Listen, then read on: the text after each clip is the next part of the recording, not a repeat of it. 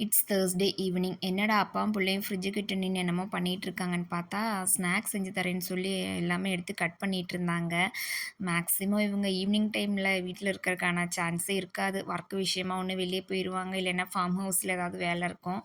எப்பவாச்சும் கொஞ்சம் ஃப்ரீயா இருக்கும்போது சீக்கிரமாவே வந்துருவாங்க. அப்போதைக்கு வந்தாங்கன்னா, ஏதோ ஒண்ணு செஞ்சு தருவாங்க. இருக்கிற பொருள வச்சு நம்மளுக்கு ஸ்நாக்ஸ் சாப்பிடுற அளவுக்கு ரெடி பண்ணி குடுத்துருவாங்க. அன்னைக்கு அந்த மாரி தான் மிக்சரு போட்டு இந்த மாதிரி வெங்காயம், பச்சை மிளகாய், மாங்காய், கேரட்லாம் போட்டு அப்படியே லெமன் ஜூஸு, அதுக்கப்புறம் ஃபைனலா கொஞ்சம் தேங்காய் எண்ணெய், மிளகாத்தூள் போட்டு மிக்ஸ் பண்ணி குடுத்தாங்க. டேஸ்ட் நல்லா தான் இருந்துச்சு. சாட் மசாலா மட்டும் மிஸ் ஆயிடுச்சு. ஆனாலுமே ஓகே. நம்ம இருக்கிறத வச்சு என்ன செஞ்சு சாப்பிட்றோம் அப்படின்ட்டு நல்லா சாப்பிட்டுட்டு, வெளிய பார்த்தா திடீர்னு பயங்கரமான காத்து. மழை வரல. ஆனா அப்படியே க்ளவுடியா இருந்துச்சு.